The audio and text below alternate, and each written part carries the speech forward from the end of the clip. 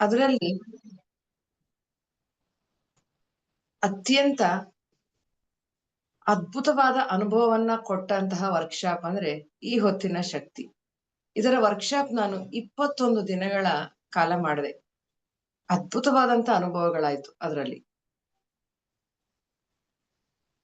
ಅದು ಆ ವಿಷಯನ ನಾನು ನಿಮ್ಮ ಮುಂದೆ ಅರ್ಧ ಗಂಟೆಯಲ್ಲಿ ಒಂದು ಕಿರು ಪರಿಚಯನ ಮಾಡ್ಕೊಡ್ತಾ ಇದ್ದೀನಿ. ಈ ಹೊತ್ತು ಅಂದ್ರೆ ಏನದು ಅನ್ಸ್ಬೋದು ನಿಮ್ಗೆ. ಆ ಹೊತ್ತು, ಈ ಹೊತ್ತು, ಮುಂದಿನ ಹೊತ್ತು ಅಂದ್ರೆ ಹೊತ್ತು ಅಂದ್ರೆ ಸಮಯ, ಸಮಯ ಅಂದ್ರೆ ಕಾಲ ಅಂತ ಅರ್ಥ ಮಾಡ್ಕೊಳ್ಳೋಣ. ಕಾಲ ಅಂದ್ರೆ ಯಾವ್ಯಾವ ಕಾಲ ಇದೆ? ಭೂತಕಾಲ, ವರ್ತಮಾನ ಕಾಲ, ಭವಿಷ್ಯತ್ ಕಾಲ ಅಂತ ನಾವು ಗ್ರಾಮರ್ ಅಲ್ಲಿ ಓದಿದ್ದೇವೆ ಅಲ್ವಾ? ಒಂದ್ಸಾರಿ ನೆನಪಿಸ್ಕೊಳ್ಳಿ, ನಿಮ್ಮ ಬಾಲ್ಯಕ್ಕೆ ಹೋಗಿ. ಕಾಲಗಳಂದ್ರೆ 3 ಕಾಲ ಅಂತ ಓದಿದೀವಲ್ಲ. ಈಗ ಆ ಕಾಲದ ಬಗ್ಗೆ ತಿಳ್ಕೊಳ್ಳೋಣ. ಭೂತಕಾಲ ಅಂದ್ರೆ ಏನು? ಆಗೋಗ್ಬಿಟ್ಟಿದೆ. ಇನ್ನಲ್ಲೇನು ಇಲ್ಲ. ಮುಗಿದೋಗಿರೋ ಒಂದು ಕಾಲಮಾನ. ಹಳೆಯ ಘಟನೆಗಳು, ಮುಗಿದು ಹೋದ ಸಂಗತಿಗಳು. ಇದು ಯಾವುದೂ ಈಗ ಅಸ್ತಿತ್ವದಲ್ಲಿ ಇಲ್ಲ ಅಲ್ವಾ?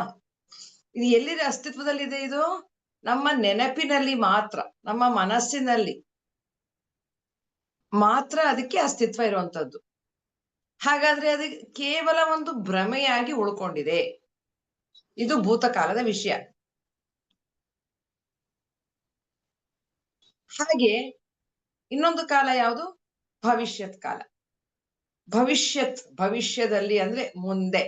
ಮುಂದೆ ಆಗಲಿರುವಂತ ಘಟನೆಗಳು, ಮುಂದೆ ಆಗಲಿರುವಂತ ಸಂಗತಿ, ವಿಷಯ ಏನಾದ್ರೂ ಆಗ್ಬಹುದು. ಇದು ಯಾವುದೂ ಕೂಡ ಇನ್ನು ಘಟಿಸಿಲ್ಲ. ಇದು ಘಟಿಸಿರೋದೆಲ್ಲಿ?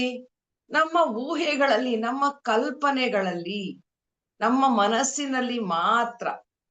ಹಾಗಾಗಿ ಅದೂ ಕೂಡ ಸತ್ಯವಲ್ಲ. ಭೂತಕಾಲ ಆಗೋಗಿದೆ, ಮುಗಿದು ಹೋದ ವಿಷಯ. ಅದು ಈಗ ಅಸ್ತಿತ್ವದಲ್ಲಿ ಇಲ್ಲ. ಹಿಂದೆ ನಡೆದ ಘಟನೆಗಳು. ಭವಿಷ್ಯತ್ ಕಾಲ ಇನ್ನೂ ಆಗೇ ಇಲ್ಲ. ಅದು ಊಹೆಯಲ್ಲಿ ಇರುವಂತದ್ದು. ಎರಡೂ ಕೂಡ ಸತ್ಯ ಆಗಿರೋದೆಲ್ಲಿ? ನಮ್ಮ ಭ್ರಮೆಯಲ್ಲಿ ಮಾತ್ರ, ನಮ್ಮ ಕಲ್ಪನೆಯಲ್ಲಿ ಮಾತ್ರ ಅದಕ್ಕೆ ಸತ್ಯ ಇದೆ, ಜೀವಂತವಾಗಿವೆ. ನಿಜವಾದ ಅಸ್ತಿತ್ವ ಇರೋದು ಯಾವುದಕ್ಕೆ?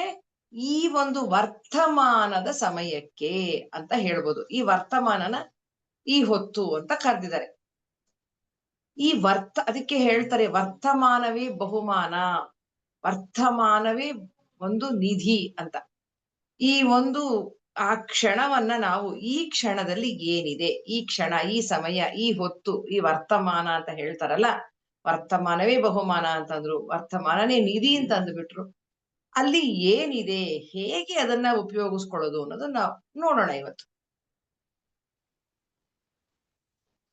ನೋಡಿ, ವೇದದಲ್ಲಿ ಒಂದು ಮಾತು ಹೇಳ್ತಾರೆ. ಮನ ಏವ ಮನುಷ್ಯಾಣಂ ಕಾರಣಂ ಬಂಧ ಮೋಕ್ಷಯೋಹೋ ಅಂತ. ಅಂದ್ರೆ ಮನಸ್ಸಿನಿಂದ ಮಾಡಲ್ಪಟ್ಟಿರುವ ಮನುಷ್ಯನೇ ಈ ಮನಸ್ಸು ಎನ್ನುವುದು ಇದು ನಿಮ್ಮ ಬಂಧನಕ್ಕೂ ಕಾರಣ, ಮೋಕ್ಷಕ್ಕೂ ಕಾರಣ, ಎರಡಕ್ಕೂ ಕಾರಣ ಅಂತ ಹೇಳಿದ್ರು. ಇದ್ರ ಬಗ್ಗೆ ಸ್ವಲ್ಪ ಅರ್ಥ ಮಾಡ್ಕೊಳ್ಳೋಣ. ಬಂಧನ ಅಂದ್ರೆ ಏನು? ಬಂಧನ ಅಂದ ತಕ್ಷಣ ಜೈಲಲ್ಲ. ಬಂಧನ ಅಂತಂದ್ರೆ ನಮ್ಮ ಲೌಕಿಕ ವ್ಯಾಪಾರದಲ್ಲಿ, ಈ ಒಂದು ಪ್ರಾಪಂಚಿಕ ಜೀವನದಲ್ಲಿ ನಮಗೆ ತಳಕು ಹಾಕಿಕೊಂಡಿರುವ ಎಲ್ಲಾ ವಿಷಯಗಳು ನಮಗೆ ಬಂಧನವೇ. ಈ ಒಂದು ನಮ್ಮ ಸಂಬಂಧಗಳು ಯಾವುದಿದೆ, ನಮ್ಮ ಸ್ನೇಹಿತರು, ನಮ್ಮ ಬಂಧುಗಳು, ಬಾಂಧವರು, ನಮ್ಮ ಆಸ್ತಿ ಪಾಸ್ತಿ, ನಮ್ಮ ರೋಗ ರುಜಿನ, ನಮ್ಮ ದೇಹ, ನಮ್ಮ ಜನ್ಮನಾಮ, ನಮ್ಮ ಹೆಸರು, ಕುಲ ಗೋತ್ರ, ನಮ್ಮ ಆಸೆಗಳು, ಏನೆಲ್ಲ ಕೋರಿಕೆಗಳಿದೆ, ಏನೆಲ್ಲ ಆಸೆಗಳಿದೆ, ಇದೆಲ್ಲವೂ ಕೂಡ ಬಂಧನಗಳೇ. ಅದಕ್ಕೆ ಹೇಳಿದ್ದು ಬುದ್ಧ ಏನ್ ಹೇಳಿದ್ದು? ಆಸೆಯೇ ದುಃಖಕ್ಕೆ ಮೂಲ ಅಂತ ಹೇಳಿದ್ರು. ಯಾವ ದುಃಖ? ಜನ್ಮದ ದುಃಖ. ದುಃಖ ಅಂದ್ರೆ ಇಲ್ಲಿ ನಾವು ಜನ್ಮ ತಗೊಂಡಿರೋದೇ ನಮ್ಮ ದುಃಖದ ಕಾರಣದಿಂದ, ಅದಕ್ಕೆ ದುಃಖ ಪಡ್ತಾ ಇದ್ದೀವಿ. ದುಃಖ ಅಂದ್ರೆ ಏನು? ಕರ್ಮಗಳು. ಈ ಒಂದು ಜನ್ಮ ರಾಹಿತ್ಯ ಸ್ಥಿತಿಯನ್ನ ಪಡಿಬೇಕಾದ್ರೆ, ಕರ್ಮ ರಾಹಿತ್ಯ ಸ್ಥಿತಿಯನ್ನ ಪಡಿಬೇಕಾದ್ರೆ ನಾವು ಏನನ್ನ ದಾಟಬೇಕು? ಮನಸ್ಸನ್ನು ದಾಟಬೇಕು. ನಮಗೆ ಮೋಕ್ಷ ಸಾಧನೆಗೆ ಆ ಬೇಕಾಗಿರುವಂತದ್ದು ಈ ಮನಸ್ಸೇ. ಅಡ್ಡಿಯಾಗಿರೋದು ಕೂಡ ಮನಸ್ಸೇ. ನೋಡಿ ಎಂತಹ ಒಂದು ಚೋದ್ಯ ಅಲ್ವಾ ಇದು. ಈ ಮನಸ್ಸನ್ನ ನಾವು ದಾಟಿದ್ರೆ ಮೋಕ್ಷಕ್ಕೆ ಹತ್ರ ಆಗ್ತೇವೆ. ಮೋಕ್ಷ ಅಂದ್ರೆ ಏನು? ಮೋಕ್ಷ ಅಂದ್ರೆ ಏನೇನೋ ಒಂದು ಸಂಕೀರ್ಣವಾದಂತ ಅರ್ಥನ ಇಟ್ಕೋಬೇಕಾಗಿಲ್ಲ. ಸಾಕ್ಷಾತ್ಕಾರ ಅಂದ್ರೆ ಏನು? ಮೋಕ್ಷ ಅಂದ್ರೆ ಏನು? ಆತ್ಮ ಸಾಕ್ಷಾತ್ಕಾರ, ಬ್ರಹ್ಮನ್, ಅಹಂ ಬ್ರಹ್ಮಾಸ್ಮಿ ಅಂತಾರೆ, ತತ್ವಮಸಿ ಅಂತಾರೆ ಅಲ್ವಾ? ಏನಪ್ಪಾ ಇದೆಲ್ಲ? ಇದೆಲ್ಲ ಸಾಧ್ಯನಾ ನಮ್ಗೆ? ಕೆಲವ್ರು ಹೇಳ್ತಿರ್ತಾರೆ, ಅಯ್ಯೋ ಈಗ ತಾನೇ ಬಂದಿದೀವಿ ಧ್ಯಾನಕ್ಕೆ, ಈಗ್ಲೇ ಹೇಗಾಗತ್ತೆ? ಇನ್ ಕೆಲವ್ರು ಹೇಳ್ತಾರೆ, ಇನ್ನು ಎಷ್ಟು ಜನ್ಮ ಎತ್ತಬೇಕೋ ಇವೆಲ್ಲ ನಾವು ಸಾಧನೆ ಮಾಡ್ಲಿಕ್ಕೆ ಅಂತ. ಹೌದಾ? ಹಾಗ ಅಲ್ಲ. ಇದಕ್ಕೆಲ್ಲದಕ್ಕೂ ಒಂದು ಸುಲಭವಾದ ಪರಿಹಾರನ ಲೇಖಕರಾಗಿರುವಂತ ಎಕಾರ್ಟ್ ಟೋಲೆ ಅಂತ ಅನ್ನೋರು ತಮ್ಮ ಒಂದು ಪವರ್ ಆಫ್ ನೌ ಅನ್ನೋ ಒಂದು ಪುಸ್ತಕದಲ್ಲಿ ಇದನ್ನ ನಮೂದಿಸಿದ್ದಾರೆ. ಆ ಮಹಾತ್ಮ ತನಗೆ ಜೀವನದಲ್ಲಿ ಉಂಟಾದಂತ ಅನುಭವ, ಸಾಕ್ಷಾತ್ಕಾರಗಳನ್ನ ಸುಲಭವಾಗಿ, ಸರಳವಾಗಿ, ಸಾಮಾನ್ಯ ಜನರಿಗೆ ತಲುಪುವ ರೀತಿಯಲ್ಲಿ ಅರ್ಥೈಸಿ ಕೊಟ್ಟಿದ್ದಾರೆ.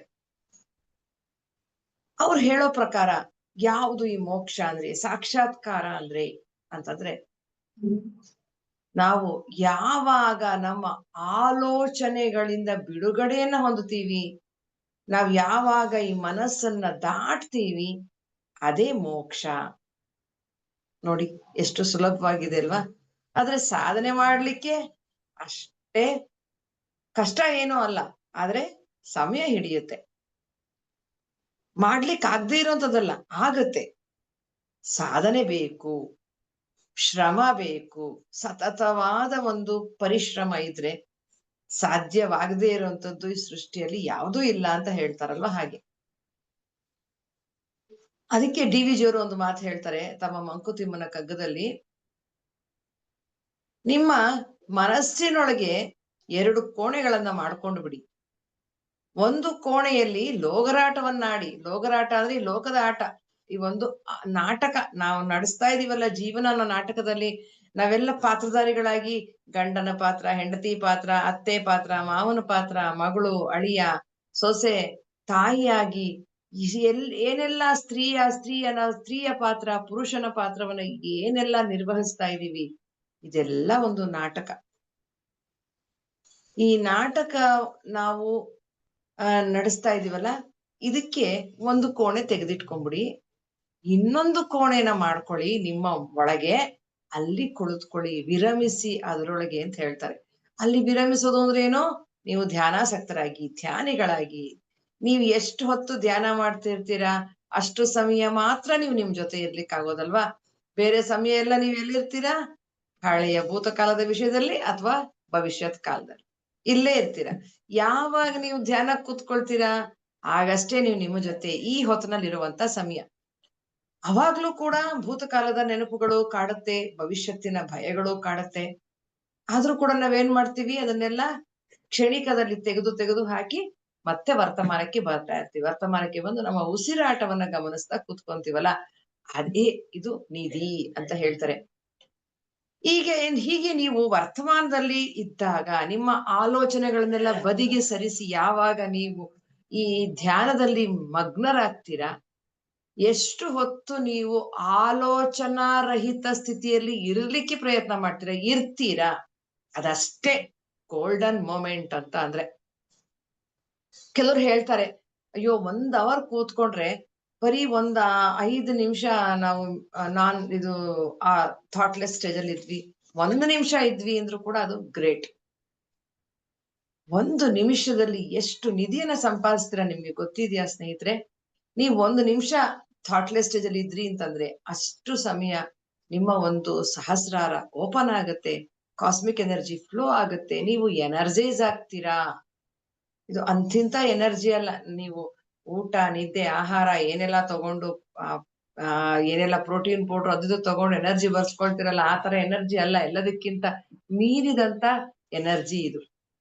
ಆ ಒಂದು ಕಾಸ್ಮಿಕ್ ಇಂದ ಫ್ಲೋ ಆಗುವಂತ ಅದ್ಭುತವಾದಂತಹ ಎನರ್ಜಿಯನ್ನ ಪಡಿತೀರಲ್ಲ ಸ್ನೇಹಿತರೆ, ಇದು 1 ಅವರ್‌ಗೆ ಇವತ್ತು 1 ನಿಮಿಷ ಆದ್ರೆ, ನಾಳೆ 2 ನಿಮಿಷ ಆಗತ್ತೆ, 3 ನಿಮಿಷ ಆಗತ್ತೆ. ಹಾಗೆ ಹಂತ ಹಂತವಾಗಿ ನಾವು ಮೇಲಕ್ಕೆ ಹೋಗ್ಲಿಕ್ಕೆ ಸಾಧ್ಯ ಆಗತ್ತೆ. ಯಾವಾಗ ಸತತವಾದ ಒಂದು ಸಾಧನೆ ಇದ್ರೆ ಮಾತ್ರ.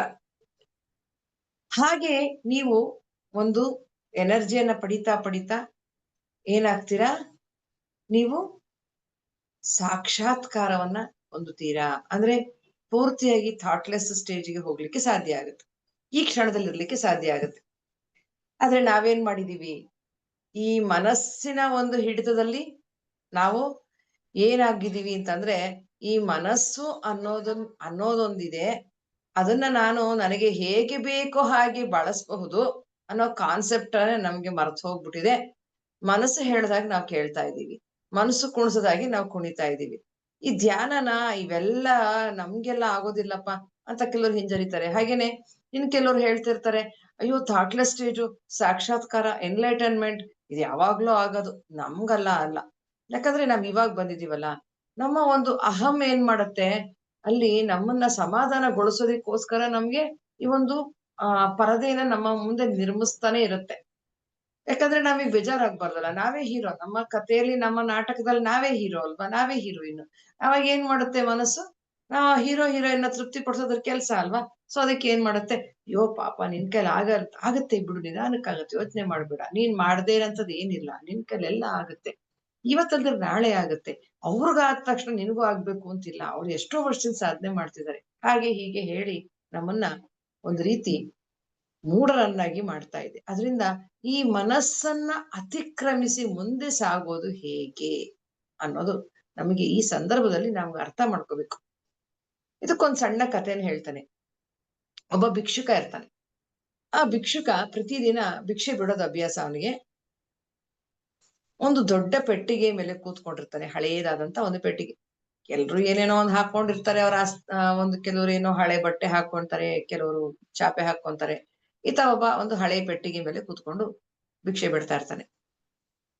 ಆ ದಾರಿಯಲ್ಲಿ ಒಬ್ಬ ವ್ಯಕ್ತಿ ಬರ್ತಾನೆ ಒಂದು ದಿನ. ಇವನು ಅವನ ಭಿಕ್ಷೆ ಕೇಳ್ತಾನೆ. ಆ ವ್ಯಕ್ತಿ ಒಂದು ನಿಮಿಷ ಯೋಚನೆ ಮಾಡಿ ಹೇಳ್ತಾನೆ, "ನಾನ್ ನಿನಗೆ ಭಿಕ್ಷೆ ಕೊಡ್ತೀನಿ. ಆದ್ರೆ ಒಂದು ಷರತ್ತು" ಅಂತಾನೆ. "ಷರತ್ತು ಹಾಕ್ತೀರಾ? ಏನದು?" ಅಂತಾನೆ. "ನೋಡು ನೀನ್ ಕುಳಿತ್ಕೊಂಡಿದೀಯಲ್ಲ ಪೆಟ್ಟಿಗೆ, ಆ ಪೆಟ್ಟಿಗೆಯನ್ನ ನೀನು ಓಪನ್ ಮಾಡ್ಬೇಕು. ಅವಾಗ ನಿನಗ್ ಭಿಕ್ಷೆ ಹಾಕ್ತೀನಿ" ಅಂತಾನೆ.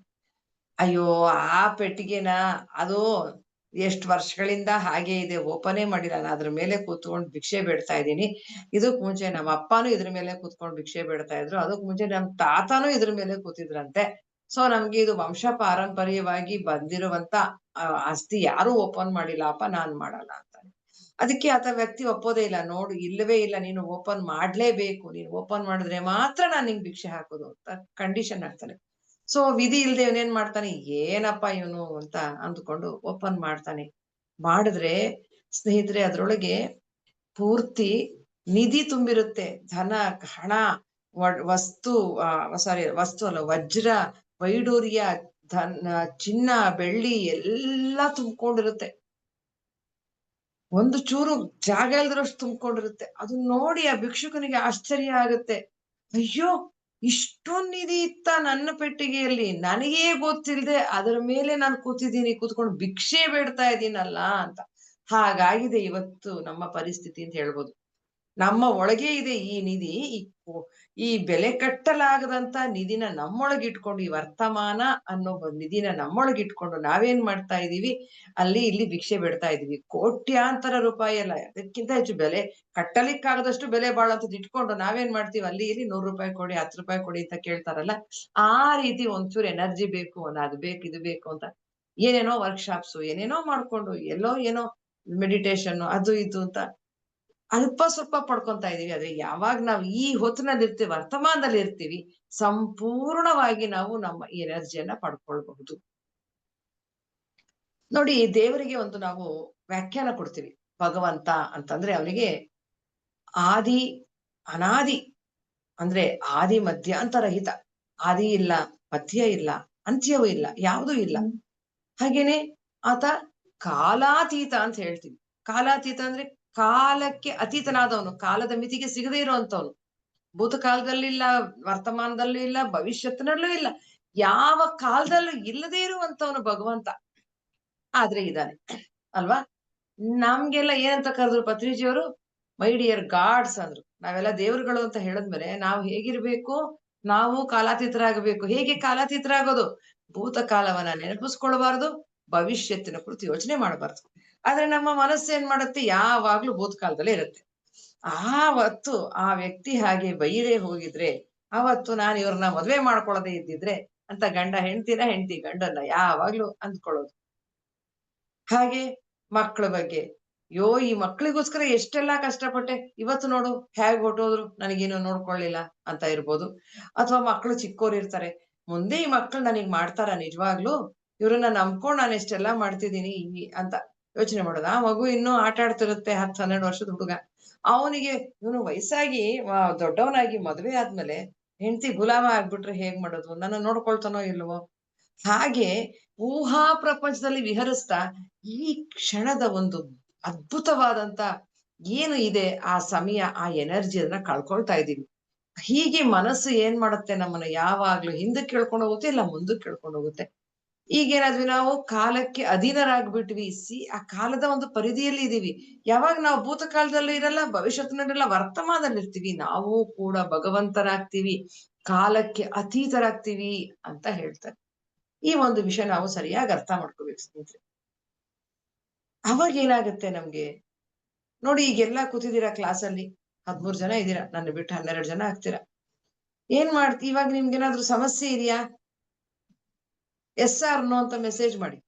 ಏನಾದ್ರೂ ಪ್ರಾಬ್ಲಮ್ ಇದೆಯಾ ನಿಮ್ಗಿವಾಗ?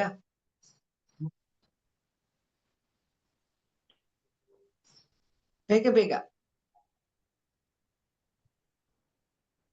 ಅಯ್ಯೋ ಹೆಂಗ್ ಮಾಡೋದು? ಏನು ಇಲ್ಲ ಅಲ್ಲ? ಎಸ್. ಹಾ, ಮೆಸೇಜ್ಗಳು ಎಸ್. ಏನು ಇಲ್ಲ. Very good. ಈ ಕ್ಷಣದಲ್ಲಿ ಯಾವ ಸಮಸ್ಯೆನೂ ಇರಲ್ಲ ನಮ್ಗೆ. ಯಾವಾಗ ನಾವು ಭೂತಕಾಲಕ್ಕೆ ಹೋಗ್ತೀವಿ ಅವಾಗ ಸಮಸ್ಯೆ ಅಲ್ವಾ? ಯಾಕಂದ್ರೆ ಯಾರೋ ಒಬ್ರು ಎಸ್ ಅಂತ ಕೂಡ ಹಾಕಿದ್ದಾರೆ. ಎಸ್. ಈ ಕ್ಷಣದಲ್ಲಿ ಏನ್ ಸಮಸ್ಯೆ ಇದೆ ಅಷ್ಟನ್ನ ಮಾತ್ರ ಚಿಂತೆ ಮಾಡಿದ್ರೆ ನಿಮ್ಗೆ ಸಮಸ್ಯೆ ಎಷ್ಟು ಚಿಕ್ಕದಾಗಿ ಕಾಣುತ್ತೆ, ಸಣ್ಣದಾಗಿ ಕಾಣುತ್ತೆ. ಈ ಕ್ಷಣದಲ್ಲಿ ಇರ್ಬೇಕು ಅದು. ಅಂದ್ರೆ ಈಗ ನಂಗೆ ಸಾಲ ಇದೆ ಅಂದ್ರೆ, ಈಗ ಸಾಲ ಇದೆ ಅಂತ ಅನ್ನೋದು ಏನಾಯ್ತು? ಹಳೇದಾಗೋಯ್ತು. ಇದೆ, ಈಗ್ಲೂ ಇದೆ, ಒಪ್ಕೊಳ್ತೀನಿ. ಈ ಕ್ಷಣಕ್ಕೆ ನಿಮ್ಗದು ಬಾಧೆ ಕೊಡ್ತಿದ್ಯಾ? ಇಲ್ಲ. ಈ ಕ್ಷಣ ಆದ್ಮೇಲೆ ಮುಂದಕ್ ಕೊಡುತ್ತೆ, ಅದು ಬೇಡ ನಮ್ಗೆ. ಆಗ್ಲೂ ಬೇಡ, ಈಗ್ಲೂ ಬೇಡ. ಈಗ ಕ್ಲಾಸಲ್ಲಿ ಕೂತಿದ್ದಾಗ, ಸೆಷನ್ ಅಲ್ಲಿ ಇದ್ದಾಗ ನಮ್ಗೆ ಯಾವ್ದಾದ್ರು ಸಮಸ್ಯೆ ಇದೆಯಾ ಅಂತ ಯೋಚನೆ ಮಾಡ್ಬೇಕು. ಸಮಸ್ಯೆಗಳು ಇದ್ರೂ ಕೂಡ ಈ ಕ್ಷಣಕ್ಕೆ ಅದನ್ನ ನಾವು ಫೋಕಸ್ ಮಾಡಿ ನೋಡಿದಾಗ ಚಿಕ್ಕದಾಗಿ ಕಾಣುತ್ತೆ. ಅದ್ರ ಬಗ್ಗೆ ಚಿಂತೆ ಮಾಡ್ತಾ ಇದ್ರೆ ಅದು ದೊಡ್ಡದಾಗಿ ಬೆಳೆದು ನಮ್ಮನ್ನೇ ನುಂಗುವ ಹಂತಕ್ಕೆ ಬರತ್ತೆ ಅಂತ. ಹಾಗಾಗಿ ಸ್ನೇಹಿತರೆ, ನಾವು ಯಾವಾಗಲೂ ಹಳೆಯದನ್ನ ಯೋಚನೆ ಮಾಡದೆ, ಹಿಂದಿನದನ್ನ ಚಿಂತಿಸದೆ, ಆಗಿ ಹೋಗಿರೋ ವಿಷಯಗಳನ್ನ ನೆನಪು ಮಾಡಿಕೊಳ್ಳದೆ ಇದ್ರೆ ಏನಾಗುತ್ತೆ? ಬಹಳಷ್ಟು ಲಾಭ ಇದೆ ಇದ್ರಿಂದ. ನೋಡಿ ಸ್ನೇಹಿತರೆ, ನಾವೆಲ್ಲ ಏನ್ ಮಾಡ್ತೀವಿ? ಎಲ್ಲಾದ್ರೂ ದುಡ್ಡು ಇನ್ವೆಸ್ಟ್ ಮಾಡ್ಬೇಕಾದ್ರೆ ಯೋಚನೆ ಮಾಡ್ತೀವಲ್ವಾ? ಎಲ್ಲಿ ಇನ್ವೆಸ್ಟ್ ಮಾಡ್ಬೇಕು? ಎಲ್ಲಿ ಜಾಸ್ತಿ ರಿಟರ್ನ್ಸ್ ಬರುತ್ತೆ? ಫಸ್ಟ್ ನೋಡ್ತೀವಿ, ಅದು ಸೈಟ್ ತಗೊಳ್ಳ ಅಂತ ನೋಡ್ತೀವಿ. ಸೈಟ್ ತಗೊಂಡ್ರೆ ಯಾವಾಗ್ಲೋ ಅದು ಅಪ್ರಿಸಿಯೇಷನ್ ಆಗೋದು, ಯಾವಾಗ್ಲೋ ಬರುತ್ತೆ ದುಡ್ಡು. ಗೋಲ್ಡ್ ತಗೊಂಡ್ಬಿಡೋಣ, ಈಗ್ಲೇ ರೇಟ್ ಜಾಸ್ತಿ ಆಗ್ತಾ ಇದೆ. ಆಮೇಲೆ ಶೇರ್ಸ್ ಅಲ್ಲಿ ಹಾಕೋಣ. ಈ ತರ ಯಾವ್ಯಾವ್ದು ಯೋಚನೆ ಮಾಡಿ ಮಾಡಿ ಏನ್ ಮಾಡ್ತೀವಿ? ಬ್ಯಾಂಕ್ ಅಲ್ಲಿ ಇಡ್ಬೋದಾ? ಯಾವ ತರ ಮಾಡೋದು ಅಂತ. ಅವಾಗ ಏನ್ ಮಾಡ್ತೀವಿ? ಯಾವ್ದು ಹೆಚ್ಚು ರಿಟರ್ನ್ಸ್ ಬರುತ್ತೆ, ಬೇಗ ರಿಟರ್ನ್ಸ್ ಬರುತ್ತೆ, ಅದರಲ್ಲಿ ನಾವ್ ಇನ್ವೆಸ್ಟ್ ಮಾಡ್ತೀವಲ್ವಾ? ಅದೇ ರೀತಿ ನಾವೇನ್ ಮಾಡ್ಬೇಕು? ನಮ್ಮ ಗಮನವನ್ನ ಯಾವಾಗ್ಲೂ ಈ ಕ್ಷಣದಲ್ಲಿ ಇಟ್ಕೋಬೇಕು. ಈ ಕ್ಷಣದಲ್ಲಿ ಇಟ್ಕೊಂಡ್ರೆ ಏನಾಯ್ತು? ಜಾಸ್ತಿ ರಿಟರ್ನ್ಸ್ ಬರುತ್ತೆ. ಯಾಕೆ ಹಳೇದಕ್ಕೆ ಹೋಗ್ತೀರಾ? ಆಗೋಗಿದೆ, ಅದರಿಂದ ಏನು ರಿಟರ್ನ್ಸ್ ಇಲ್ಲ ನಿಮಗೆ. ಬರೀ ನೋವಷ್ಟೇ ಅದರಿಂದ. ಅದರಿಂದ ಬೇಡ. ಸಂತೋಷದ ಕ್ಷಣಗಳು ಇರುತ್ತೆ ನಿಮ್ಮ ಜೀವನದಲ್ಲಿ. ಆದ್ರೆ ಅದು ಇವಾಗ ಸತ್ಯ ಅಲ್ವಲ್ಲ. ಅದರಿಂದ ನಾವೇನಾಗ್ತಾ ಇದೀವಿ? ನಮ್ಮ ಧ್ಯಾನದಲ್ಲಿ ನಾವು ಪಡ್ಕೊಂಡ ಶಕ್ತಿಯನ್ನ ಕಳ್ಕೊಂಡ್ಬಿಡ್ತಾ ಇದೀವಿ. ಆದ್ರಿಂದ ನಾವು ಯಾವಾಗ್ಲೂ ಈ ಕ್ಷಣದಲ್ಲೇ ಇರಬೇಕು. ಈ ಕ್ಷಣದಲ್ಲಿ ಇದ್ದಾಗ ಏನಾಗುತ್ತೆ? ನಾವು ಧ್ಯಾನ ಮಾಡಿ ಏನ್ ಶಕ್ತಿಯನ್ನು ಪಡ್ಕೊಂಡಿರ್ತೀವಿ, ನಮ್ಮ ಕೆಲಸ ಕಾರ್ಯಗಳಲ್ಲಿ ಏನ್ ಶಕ್ತಿ ಪಡ್ಕೊಂಡಿರ್ತೀವಿ, ಅದೆಲ್ಲವೂ ನಮ್ಮ ಜೊತೆಗೆ ಇರುತ್ತೆ. Where mind goes energy goes ಅಂತ ಒಂದು ಮಾತು ಹೇಳ್ತಾರೆ. ಅಂದ್ರೆ ನಾವು ಎಲ್ಲಿ ಏನ್ ಯೋಚನೆ ಮಾಡ್ತೀವಿ ಅಲ್ಲಿಗೆ ನಾವು ಶಕ್ತಿ ಕೊಡ್ತಾ ಇರ್ತೀವಿ. ಈಗ ಯಾರನ್ನೋ ಬೈಕೊಳ್ತೀವಿ, ಯಾರ ಬಗ್ಗೆನೋ ಮಾತಾಡ್ತೀವಿ ಅಂತಂದ್ರೆ ನಮ್ಮ ಶಕ್ತಿ ಅವ್ರಿಗೊಂಚೂರು ಶೇರ್ ತಗೋ, ನಿನಗೊಂದ್ ತುತ್ತು ನನಗೊಂದ್ ತುತ್ತು ಅಂತ ಚಿಕ್ಕೋರಿದ್ದಾಗ ಅಮ್ಮ ಎಲ್ಲರಿಗೂ ಊಟ ಮಾಡಿಸ್ತಿದ್ರಲ್ಲ, ಆ ರೀತಿ ಇವಾಗ ನಾವು ನಮ್ ಶಕ್ತಿನ ಅವ್ರಿಗೊಂಚೂರು ಇವ್ರಿಗೊಂಚೂರು ಇವ್ರಿಗೊಂಚೂರು ಅಂತ ಹಂಚ್ಕೊಂಡ್ ಬರ್ತೀವಿ. ಇದು ಬೇಕಾ ನಮ್ಗೆ? ಎಷ್ಟು ಶಕ್ತಿ ಇದ್ರೂ ನಮ್ಗೆ ಸಾಲಲ್ಲ ಅಲ್ವಾ? ಆದ್ರೆ ನಾವೇನ್ ಮಾಡ್ತೀವಿ? ನಮ್ಮ ಶಕ್ತಿನ ವ್ಯಯ ಮಾಡ್ಕೊಳ್ತಾ ಇದೀವಿ. ಅದರಿಂದ ನಾವು ಈ ಒಂದು ಹಿಂದೆ ಮತ್ತು ಮುಂದೆ ಭೂತ ಭವಿಷ್ಯತ್ತುಗಳನ್ನ ಮೀರಿ ಅದಕ್ಕೆ ಅತೀತರಾಗಿ ಇದ್ದಾಗ, ಈ ಕ್ಷಣದಲ್ಲಿದ್ದಾಗ ಏನಾಗುತ್ತೆ, ಕಾಲರಹಿತರಾಗಿರ್ತೀರಾ, ಕಾಲಾತೀತರಾಗ್ತೀರಾ, ಹಾಗೇನೆ ಕರ್ಮಾತೀತರು ಆಗ್ತೀರಾ. ಯಾವ ಕರ್ಮನು ನಿಮಗೆ ಬರೋಲ್ಲ ಇವಾಗ ಈ ಕ್ಷಣದಲ್ಲಿದ್ರೆ. ಮುಂದಿದ್ದು ಯೋಚನೆ ಮಾಡ್ತಾ ಇದ್ರೆ ಅದು ನೆಗೆಟಿವ್. ಮುಂದೆ ಹೇಗೋ ಏನೋ ಏನಾಗುತ್ತೋ, ಹೊಸ ಹೊಸ ವೈರಸ್ ಬರ್ತಾ ಇದೆ, ಅಲ್ಲಿ ಯುದ್ಧ ಇಲ್ಲಿ ಯುದ್ಧ ಆಗ್ತಿದೆ, ಕಾಂಗ್ರೆಸ್ ಹಂಗೆ ಹೀಗೆ ಮಾಡ್ತಾ ಇದೆ, ಬಿಜೆಪಿ ಆತರ ಈ ತರ ಮಾಡ್ತಾ ಇದೆ, ಅಲ್ಲಿ ಆ ನ್ಯೂಸು ಈ ನ್ಯೂಸು, ಮುಂದೆ ನಮ್ಗೆ ಹೇಗೆ, ನಮ್ಮ ಮಕ್ಳಿಗೆ ಹೇಗೆ, ನಮ್ಮ ಮನೇಲಿ ಹೀಗೆ ಹಾಗೆ, ನನಗಿಷ್ಟು ಕಾಯಿಲೆ ಕಸಾಲೆ, ನಮ್ಮ ಮಗಳಿಗೆ ಹೀಗೆ, ನನ್ ಮಗನಿಗೆ ಹೀಗೆ, ಯಾವುದೂ ಕೂಡ ಊಹೆಗಳು. ಮುಂದೆ ಹೇಗೋ ಏನೋ ಅನ್ನೋದೆಲ್ಲ ಊಹೆ. ಈ ಕ್ಷಣ ಏನಿದೆ ಅದು ಮಾತ್ರ ಸತ್ಯ ಸ್ನೇಹಿತರೆ. ಆದ್ರಿಂದ ಯಾವಾಗ್ಲೂ ಈ ಕ್ಷಣದಲ್ಲೇ ಇರಬೇಕು. ಈ ಕ್ಷಣದಲ್ಲಿ ಇರೋದಂದ್ರೆ ಇದಕ್ಕೊಂದು ಅದ್ಭುತವಾದಂತ ಟೆಕ್ನಿಕ್ ನ ಹೇಳ್ತಾನೆ. ಏನ್ ಮಾಡ್ಬೇಕು, ನೀವು ಧ್ಯಾನ ಮಾಡುವಾಗ ಮಾತ್ರ ನಿಮ್ಮ ಬ್ರೆತ್ ಅಬ್ಸರ್ವ್ ಮಾಡೋದಲ್ಲ, ಈ ಕ್ಷಣದಲ್ಲಿ ನೀವು ಏನೆಲ್ಲ ಕೆಲಸ ಮಾಡ್ತಾ ಇರುವಾಗ್ಲೂ ಕೂಡ ನಿಮ್ಮ ಬ್ರೆತ್ ಅಬ್ಸರ್ವ್ ಮಾಡ್ತಾ ಇರಬಹುದು. ಈಗ ಹಾಗೆ ಏನೋ ಕೆಲಸ ಮಾಡ್ತಾ ಇರ್ತೀರಾ, ನಲ್ಲಿಯಲ್ಲಿ ಹ್ಯಾಂಡ್ ವಾಶ್ ಮಾಡ್ತಾ ಇರ್ತೀರಾ, ಅವಾಗ ನಿಮ್ಮ ಗಮನ ಅದ್ರ ಕಡೆ ಇದ್ರೆ ಏನಾಗುತ್ತೆ, ನಲ್ಲಿಯಿಂದ ನೀರು ಬೀಳ್ತಾ ಇರುವ ಶಬ್ದ, ನೀರಿನ ಸ್ಪರ್ಶ, ನಿಮ್ಮ ಕೈಗಳ ಒಂದು ಸ್ಪರ್ಶವನ್ನ ನೀವು ಅನುಭವಿಸ್ತೀರಾ, ಸಂವೇದನೆಯನ್ನ ನೀವು ಬೆಳೆಸ್ಕೊಳ್ತೀರಾ. ಇಲ್ಲ ನೀವೇನೋ ಯೋಚನೆ ಮಾಡ್ತಾ ಕೈ ತೊಳೆದ್ರೆ ಕೈ ತೊಳೆದಿದ್ದಾಗಿರುತ್ತೆ, ಆದ್ರೆ ಆ ಸ್ಪರ್ಶ ಅದೇನು ಕ್ರಿಯೆ ಇತ್ತು ಅದ್ರ ಬಗ್ಗೆ ಏನೂ ಗಮನ ಇರಲ್ಲ. ನಿಮ್ಮ ಎನರ್ಜಿ ಎಲ್ಲಿ ಯಾವ ಯೋಚನೆ ಇತ್ತು ಅಲ್ಲಿ ಹೊರಟೋಗಿರುತ್ತೆ. ಸೊ ಅದರಿಂದ ಊಟ ಮಾಡುವಾಗ ಪ್ರತಿದಿನದ ಏನೆಲ್ಲ ಕೆಲಸಗಳು, ಫಾರ್ ಎಕ್ಸಾಂಪಲ್ ಈಗ ಅಡಿಗೆ ಮಾಡ್ತೀರಾ, ತರಕಾರಿ ಹೆಚ್ಚ್ತಾ ಇರ್ತೀರಾ, ತರಕಾರಿ ಹೆಚ್ಚಬೇಕಾದ್ರೆ ಏನೋ ಒಂದು ಯೋಚನೆ ಮಾಡಿ ತರಕಾರಿ ಹೆಚ್ಚಿ ಅಡಿಗೆ ಮಾಡ್ಬಿಟ್ಟಿರ್ತೀರಾ, ಅಡಿಗೆ ಮಾಡಿದ್ದೆ ಗೊತ್ತಾಗಿಲ್ಲ ನಿಮಗೆ. ಆದ್ರೆ ಏನಾಯ್ತು, ನಿಮ್ಮ ಎನರ್ಜಿ ಅಲ್ಲಿಲ್ಲ, ಎಲ್ಲಾ ಕಡೆ ಹರಿದು ಹಂಚೋಗಿದೆ, ನಿಮ್ ಶಕ್ತಿ ಅಲ್ಲಿಗೆ ಹೊಟ್ಟೋಯ್ತು. ಅದೇ ನೀವು ಅಡಿಗೆ ಮಾಡುವಾಗ ನಿಮ್ಮ ಗಮನ ಅಲ್ಲೇ ಇಟ್ಕೊಂಡು ಅಡಿಗೆ ಮಾಡಿದ್ರೆ ನೋಡಿ ಅದ್ಭುತವಾದ ರುಚಿ ಬರುತ್ತೆ, ನಿಮ್ಮಲ್ಲೂ ಒಂದು ಶಕ್ತಿ ಅನ್ನೋದು ಹೆಚ್ಚು ಸಂಚಲನಗೊಳ್ಳುತ್ತೆ. ಅದರಿಂದ ನೀವು ಏನ್ ಮಾಡ್ಬೇಕು ಇದನ್ನ ಗಳಿಸ್ಕೊಳ್ಳಿಕ್ಕೆ, ಸಾಧನೆ ಮಾಡ್ಲಿಕ್ಕೆ ಅಂತಂದ್ರೆ, ನಿಮ್ಗೆ ಕೆಲವೊಂದೆರಡು ಟಿಪ್ಸ್ ಹೇಳ್ತೇನೆ ನಾನು. ಇದನ್ನ ಫಾಲೋ ಮಾಡಿದ್ರೆ ಹಂತ ಹಂತವಾಗಿ ಇದಕ್ಕೆ ಮೇಲ್ ಬರ್ಬೋದು. ಈಗ ಏನ್ ಮಾಡಿ ನೀವೆಲ್ಲ, 1 ನಿಮಿಷ ಕೂತ್ಕೊಳ್ಳಿ ಕಣ್ ಮುಚ್ಕೊಂಡು. 1 ನಿಮಿಷ ಕೂತ್ಕೊಂಡು ನಿಮ್ಗೆ ಎಷ್ಟು ಥಾಟ್ಸ್ ಬರುತ್ತೆ, ಏನೇನ್ ಥಾಟ್ಸ್ ಬರುತ್ತೆ ಅಂತ ಬರೀರಿ. ಕಣ್ ಮುಚ್ಕೊಂಡೇ ಇರ್ಬೇಕು, ಗಮನಿಸ್ತಾ ನೀವು ಬುಕ್ಕಲ್ಲಿ ಬರ್ಕೋಬೇಕು. ನೀನ್ ನೀಟಾಗಿ ಬರ್ಬೇಕು ಅಂತಿಲ್ಲ, ನಿಮ್ಗೆ ಗೊತ್ತಾಗ್ಬೇಕು ಅಂತಾನೂ ಇಲ್ಲ, ಬರೀಬೇಕು ಜಸ್ಟ್. ಆಮೇಲೆ ಏನು ಅಥವಾ ನಿಮ್ಗೆ ಇದು ಒಂದು ಟೆಕ್ನಿಕ್ ಮಾಡಿದ್ರೆ ಥಾಟ್ಸ್ ಕಮ್ಮಿ ಆಗುತ್ತೆ. ಇಲ್ಲ ಏನ್ ಥಾಟ್ಸ್ ನಾನು ಗಮನಿಸ್ಬೇಕು ಅಂದ್ರೆ, ಥಾಟ್ ಬಂದ ತಕ್ಷಣ ಕಣ್ಬಿಟ್ಟು ಬರೀರಿ, ಮತ್ತೆ ಕಣ್ ಮುಚ್ಕೊಳ್ಳಿ, ಮತ್ತೆ ಥಾಟ್ ಬಂದ ತಕ್ಷಣ ಕಣ್ಬಿಟ್ಟು ಬರೀರಿ, ಕಣ್ ಮುಚ್ಕೊಳ್ಳಿ. ಈ ಎಕ್ಸರ್ಸೈಸ್ ಮಾಡಿದಾಗ ಏನಾಗುತ್ತೆ, ನಿಮ್ಮ ಒಂದು ಆಲೋಚನೆಗಳ ಬಗ್ಗೆ ನಿಮ್ಗೆ ಗಮನ ಹೆಚ್ಚಾಗುತ್ತೆ. ಸೊ ಅಲ್ಲಿ ಫಿಲ್ಟ್ರೇಷನ್ ಆಗ ಸ್ಟಾರ್ಟ್ ಆಗುತ್ತೆ. ಥಾಟ್ಸ್ ಯಾವ್ದು ಬೇಕು ಯಾವ್ದು ಬೇಡ. ನೆಕ್ಸ್ಟ್ ಏನ್ ಮಾಡ್ತೀರಾ, ಈ ಥಾಟ್ಸ್ ಅಲ್ಲಿ ಯಾವ್ದು ನನಗೆ ಉಪಯೋಗವಾಗುವಂತ thoughts, constructive thoughts, destructive thoughts ಅಂತ ಹೇಳ್ತೀವಿ. ಉಪಯೋಗಕ್ಕೆ ಬರುವಂತ ಆಲೋಚನೆಗಳು ಹಾಗೂ ವ್ಯರ್ಥವಾಗುವಂತ ಆಲೋಚನೆಗಳು ಅಂತ. ಈಗ ಏನಾಯ್ತು, ಮತ್ತೆ ಅದನ್ನ ನೋಡ್ತಾ ನೋಡ್ತಾ ನಿಮಗೆ ಅನ್ಸುತ್ತೆ, ಇದೆಲ್ಲ ಯಾಕೆ ಬೇಕಾಗಿತ್ತು, ಇದೆಲ್ಲ ಯಾಕೆ ಯೋಚನೆ ಮಾಡಿದೆ ನಾನು. ಸೊ ಏನಾಗುತ್ತೆ, ಫಿಲ್ಟರ್ ಆಗುತ್ತೆ, ಬೇಡದೇ ಇರುವಂತ ಆಲೋಚನೆಗಳು ಹೋಗುತ್ತೆ, ಬೇಕಿರುವಂತ ಆಲೋಚನೆಗಳು ಮಾತ್ರ ನಿಮ್ಮಲ್ಲಿ ಉಳ್ಕೊಳ್ಳುತ್ತೆ. ಈ ಎಕ್ಸರ್ಸೈಸಸ್ ಮಾಡ್ಬೋದು. ಹಾಗೆ ಕೆಲಸ ಮಾಡುವಾಗ ಇದಕ್ಕೆ ಪಂಚೇಂದ್ರಿಯ ಧ್ಯಾನ ಅಂತ ಒಂದು ಕಡೆ ನಾನು ಕಲ್ತಿದ್ದೆ. ಅಂದ್ರೆ ಎಲ್ಲಾ ಇಂದ್ರಿಯಗಳನ್ನು ಅಲ್ಲಿಯೇ ಫೋಕಸ್ ಮಾಡ್ಬೇಕು.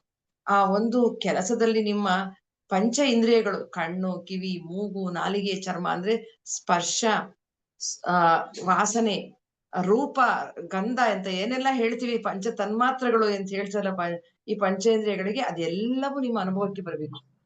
ಒಂದು ಕಾಫಿ ಕುಡಿತಾ ಇದ್ದೀರಾ ಅಂತಂದ್ರೆ ಅದರ ವಾಸನೆ, ಅದರ ಒಂದು ರುಚಿ, ಮತ್ತೆ ಅದರ ಒಂದು ನೋಟ ಹೇಗಿದೆ ಅಂತ ಅನ್ನೋದು, ಆ ಬಿಸಿ ನಿಮ್ಮ ಕೈಗೆ, ಎಲ್ಲವೂ ನಿಮಗೆ ಅನುಭವಕ್ಕೆ ಬರಬೇಕು. ಪೇಪರ್ ಓದ್ತಾ ಕಾಫಿ ಕುಡಿಯೋದು, ಟಿವಿ ನೋಡ್ತಾ ಕಾಫಿ ಕುಡಿಯೋದು, ಮೊಬೈಲ್ ನೋಡ್ತಾ ಕಾಫಿ ಕುಡಿಯೋದು, ಮಾತಾಡ್ತಾ ಇರತ್ತೋ ಕಾಫಿ ಕುಡಿಯೋದು, ಎಲ್ಲ ಮಾಡಿದಾಗ ಏನಾಯ್ತು, ನಿಮ್ಮ ಎನರ್ಜಿ ಹರಿದು ಹಂಚು ಹೋಗ್ತಾ ಇರುತ್ತೆ. ಅದರಿಂದ ಇವತ್ತಿನಿಂದ ಇದೊಂದು ಎಕ್ಸರ್ಸೈಸಸ್ ಅನ್ನ ಮಾಡಿ, ಈ ಒಂದು ನಿಮಗೆ ಇದ್ರ ಬಗ್ಗೆ ಆಳವಾದಂತ ಒಂದು ಜ್ಞಾನ ಬೇಕು ಅಂತಂದ್ರೆ, ನಿಮಗೆ ನನ್ನ 21 ದಿನದ ಒಂದು ವರ್ಕ್ಶಾಪ್ ಇದೆ, ಆ ಲಿಂಕ್ ಅನ್ನ ಶೇರ್ ಮಾಡ್ತಾರೆ ಗ್ರೂಪ್ ಅಲ್ಲಿ ಕೇಳಬಹುದು.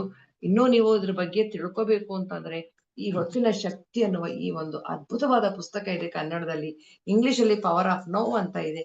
ಈ ಪುಸ್ತಕವನ್ನ ನೀವು ಅಧ್ಯಯನ ಮಾಡಿದ್ರೆ ಬಹಳಷ್ಟು ಜ್ಞಾನವನ್ನ ಸಂಪಾದಿಸಬಹುದು ಸ್ನೇಹಿತರೆ.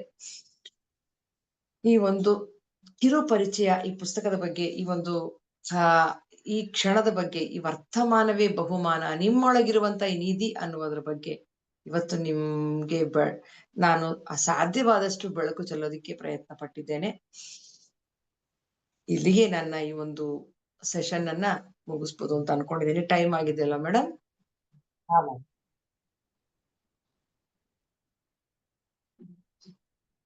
ಏನಾದ್ರೂ ಪ್ರಶ್ನೆಗಳಿದ್ರೆ ಯಾರಾದ್ರೂ ಕೇಳ್ಬೋದಾ?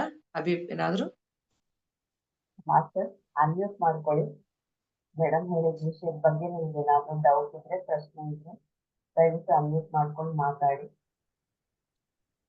ನಮಸ್ತೆ ಮೇಡಮ್. ನಮಸ್ತೆ ಮೇಡಮ್. ನಮಸ್ತೆ ಸರ್. ಮೇಡಮ್ ಬುಕ್ ಎಲ್ಲಿ ಸಿಗತ್ತೆ ಮೇಡಮ್? ಅದು ಅಮೆಝಾನ್ ಅಲ್ಲಿ ಸಿಗುತ್ತೆ. ಏನ್ ಮೇಡಮ್ ಅದ್ ಹೆಸರು ಸರಿಯಾಗಿ ಕಾಣಿಸ್ತಿಲ್ಲ. ಹಾ, ಈ ಹೊತ್ತಿನ ಶಕ್ತಿ ಅಂತ. ಇವತ್ತಿನ ಟೈಟಲ್ ಏನಿದೆ ಕ್ಲಾಸ್ದು ಅದೇನೆ, ಎಕಾರ್ಟ್ ಟೊಲ್ಲೆ ಅಂತ ಹೇಳಿ. Thank you madam. Power of now ಅಂತ ಇಂಗ್ಲಿಷ್ ಅಲ್ಲಿ ಇದೆ.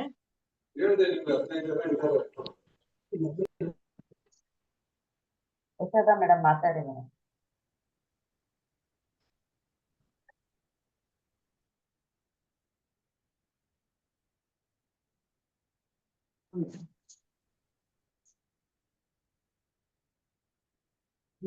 ಮಾತಾಡಿ, ಅನ್ಮ್ಯೂಟ್ ಮಾಡ್ಕೊಂಡಿಲ್ಲ. ನಮಸ್ತೆ ಮೇಡಮ್. ಮಾತಾಡೋದು ಏನು ಇಲ್ಲ, ಸ್ಪಷ್ಟವಾಗಿ ಕೇಳಿಸ್ಕೊಂಡಿಲ್ಲ. ಮೇಡಮ್, ಇವತ್ತಿನ ವಿಷಯ ತುಂಬಾ ಅದ್ಭುತವಾಗಿತ್ತು.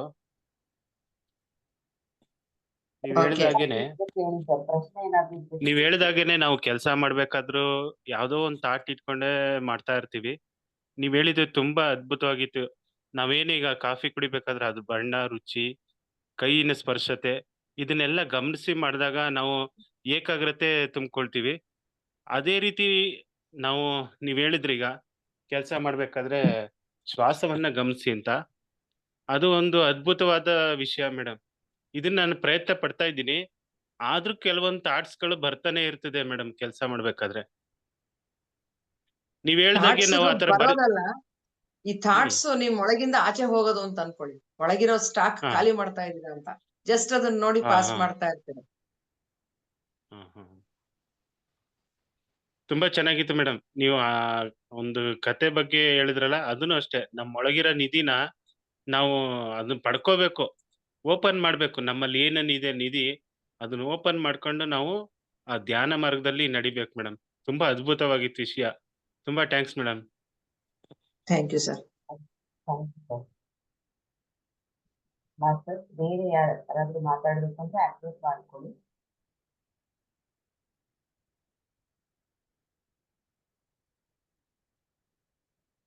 ಯಾರಿಗೂ ಏನು ಇಲ್ಲ ಅನ್ಕೊಳ್ತೀವಿ ಮೇಡಮ್. ಧ್ಯಾನ ಕೂರಿಸ್ತೀರಾ ಮೇಡಮ್? ನಾನು ಒಂದ್ ಸ್ವಲ್ಪ ಇವತ್ತು ಗೈಡೆನ್ಸ್ ಕೊಡ್ತೀನಿ, ಗೈಡಿಂಗ್ ಕೆಲವೊಂದು ಈ ಸಬ್ಜೆಕ್ಟ್ ಬಗ್ಗೆ. ಅದನ್ನ ಕೇಳ್ತಾ ಹಾಗೆ ಧ್ಯಾನ ಕೂತ್ಕೊಳ್ಳಿ ಎಲ್ರು. ಕಮಲಾ ಮೇಡಮ್ ಮಾತಾಡ್ಬೇಕಾ? ಅನ್ಮ್ಯೂಟ್ ಮಾಡ್ಕೊಂಡಿದ್ದೀರಾ, ಮಾತಾಡಿ. ಲಾವಣ್ಯ ಮೇಡಮ್ ನಮಸ್ತೆ. ನಮಸ್ತೆ. ನಮಸ್ತೆ ಮೇಡಮ್.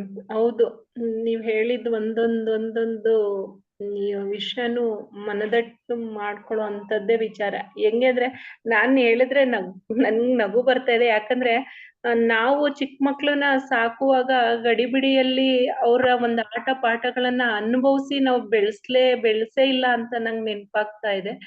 ಇವಾಗ ನಮ್ ಮಗು ಬಂದಿದೆ. ಆ ಆಟ ಪಾಠನ ತುಂಬಾ ಅನುಭವಿಸ್ತಾ ಇದ್ದೀನಿ ನಾನು. ಯಾಕಂದ್ರೆ ಧ್ಯಾನಕ್ ಬಂದ್ಮೇಲೆ ಬೇರೆ ವಿಚಾರಧಾರೆಗಳಿಲ್ಲ ಮೈಂಡ್ ಒಳಗಡೆ. ಹಂಗಾಗಿ ಎಲ್ಲ ವಿಚಾರನೂ ಹೌದು, ಕಾಫಿ ಕುಡಿಯೋದಿರ್ಬೋದು, ಆತಾತ್ರವಾಗಿ ತಿನ್ನೋದು, ಓಡೋದು, ಅದೆಲ್ಲ ಧ್ಯಾನದಿಂದ ಹೊರಗಡೆ ಇದ್ದಾಗ ಮಾಡಿದೀವಿ. ಇವಾಗ ಸಾಕಷ್ಟು ಎಲ್ಲವನ್ನು ಒಂಥರ ನಮ್ಮೊಳಗೆ ನಾವು ತಗೊಂಡು ಮಾಡ್ತಾ ಇದೀವಿ ಅಂತ ಅನ್ಕೋತೀನಿ ಮೇಡಮ್ ನಾನು. Thank you madam, thank you. Okay, thank you madam. ನಮಸ್ತೆ ಮೇಡಮ್. ಕಮಲಮ್ಮ ಅವರೇ, ಹೇಳಿ. ನಿಮ್ ನಂಬರ್ನ ಇದಕ್ ಹಾಕಿ ಮೇಡಮ್. ನಂಬರ್ ಸಿಗ್ತಲ್ಲ, ಹೊಸ ನಂಬರ್ ತಗೊಂಡ್ರಾ? ಇಲ್ಲ, ಇದೇ ನಂಬರ್ ಇದೆ, ಕಳಿಸ್ಕೊಡ್ತೀನಿ. ನಿಮ್ ನಂಬರ್ ಇದೆ, ನಾನು ಮಾತಾಡ್ತೀನಿ. Okay okay madam. ಬೆಳಿಗ್ಗೆ ಮಾತಾಡ್ತೀನಿ, ನಾಳೆ ಅನ್ಮ್ಯೂಟ್ ಮಾಡ್ಕೊಂಡಿದ್ವಿ, ಮಾತಾಡಿ.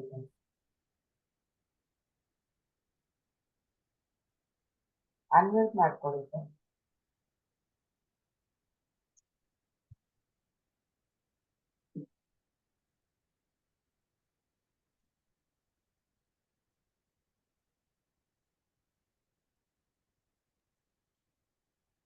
ಮಾತಾಡಿ ಸರ್.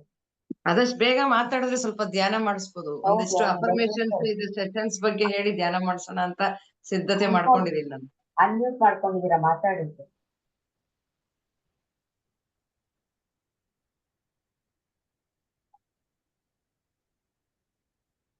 ಅವ್ರಿಗೆ ಗೊತ್ತಾಗ್ತಿಲ್ಲ ಅನ್ಸುತ್ತೆ. ಗೊತ್ತಾಗ್ತಿಲ್ಲ ಅವ್ರಿಗೆ. ನೀವೇ ಅನ್ಮ್ಯೂಟ್ ಮಾಡಿ ಅವ್ರನ್ನ. ಅನ್ಮ್ಯೂಟ್ ಮಾಡ್ಕೊಂಡಿದ್ದಾರೆ ಅವರು, ಮಾತಾಡ್ತಿಲ್ಲ, Okay. ಸೌಂಡ್ ಬರ್ತಿಲ್ಲ. ಓಕೆ. ಓಕೆ ಓಕೆ ಮಾಸ್ಟರ್, ನಾವು ಧ್ಯಾನಕ್ಕೆ ಹೋಗೋಣ. ಮೇಡಮ್ ಶುರು ಮಾಡ್ತೀರಾ? ಎಸ್. ಓಕೆ.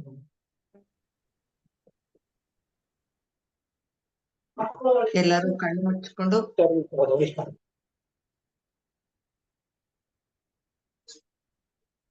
ಎಲ್ಲರೂ ಧ್ಯಾನಕ್ಕೆ ಕುಳಿತುಕೊಳ್ಳೋಣ ಸ್ನೇಹಿತರೆ. ಕನ್ನಡಕ ಹಾಕೊಂಡಿರೋರು ಕನ್ನಡಕ ತೆಗೆದ್ಬಿಡಿ.